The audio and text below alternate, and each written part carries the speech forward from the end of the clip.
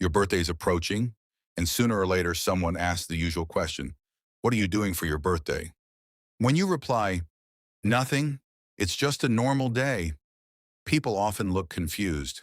Suddenly, you're the unusual one. Friends assume something must be wrong. Family members think you're being stubborn.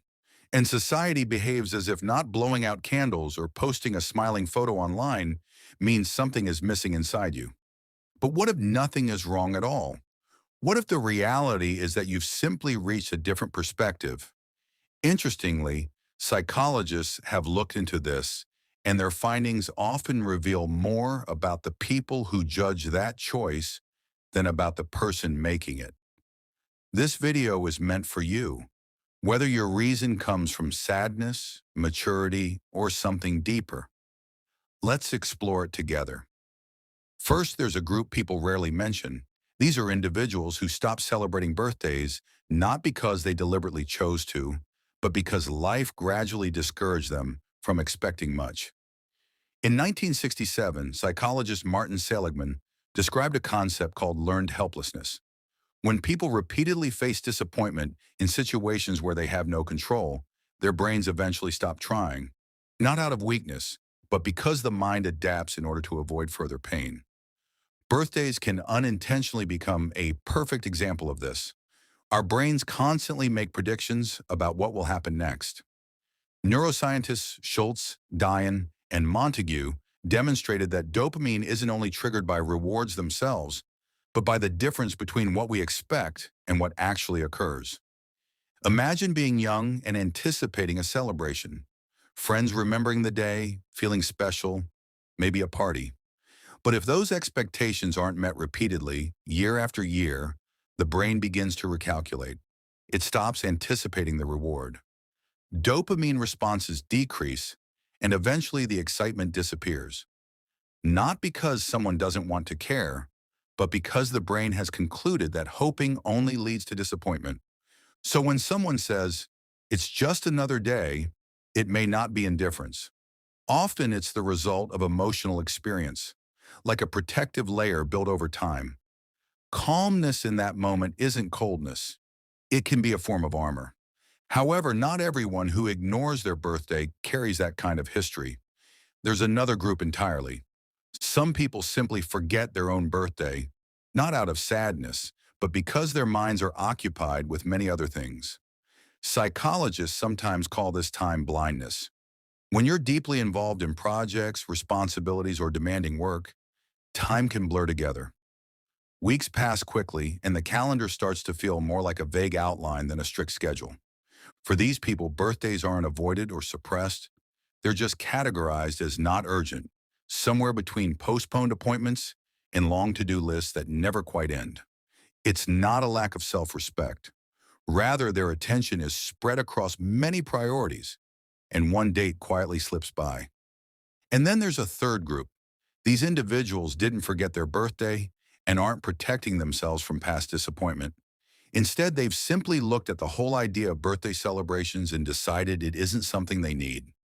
Their decision isn't about loneliness, distance, or trying to make a point. They genuinely feel content without it. Psychological research offers an explanation for this as well. Edward Desai and Richard Ryan spent decades studying self-determination theory, which suggests that people tend to be happiest when their sense of fulfillment comes from within rather than from external validation or social rituals. People like this aren't relying on special events, traditions, or attention to feel good about themselves. They've recognized what researcher Philip Brickman described as the hedonic treadmill, the endless cycle of chasing the next celebration, achievement, or moment of excitement that promises happiness but rarely satisfies for long. Instead of running on that treadmill, they step off it. Their joy isn't dependent on milestones or public acknowledgement. While others wait for a single day each year to feel appreciated, these individuals may already feel at peace on an ordinary weekday. Interestingly, this mindset can make others uncomfortable. When someone doesn't rely on birthdays to feel valued, it challenges the common belief that everyone needs the same forms of recognition: the cake, the attention, the celebration. But people in this group have already answered that question for themselves. They don't require a specific date to remind them they matter. Still, not everyone reaches this point easily. Picture a child waiting for their 8th birthday. For weeks, they imagine the party, the balloons, the cake, and the moment when everyone gathers just for them. But when the day arrives, it's quieter than expected. Maybe someone important didn't come. Maybe the celebration feels smaller than the version they imagine. The child may not cry about it publicly. Instead, they quietly lower their expectations. The next year, they hope for a little less, and the year after that, even less again.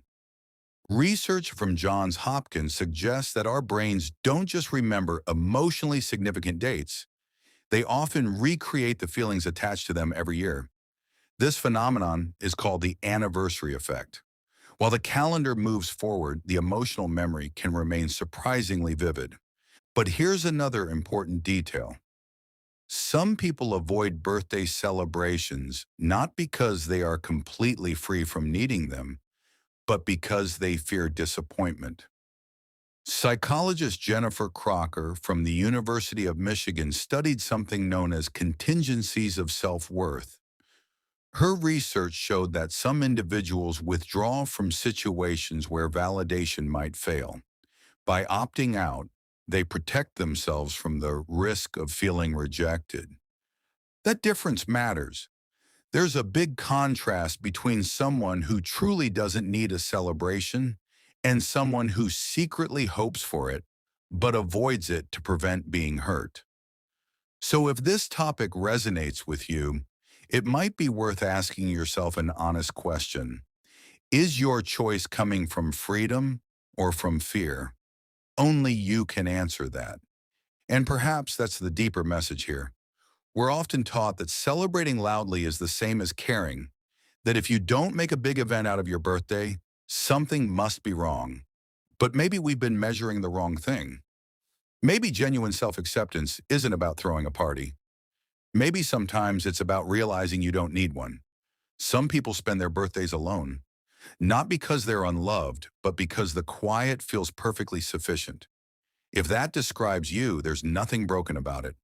There are many people who feel whole without needing the world to announce it. And if you needed to hear it today, here it is. That way of being is completely valid. Thank you so much for watching. If you enjoyed this, feel free to subscribe and don't miss the next one. See you in the next one.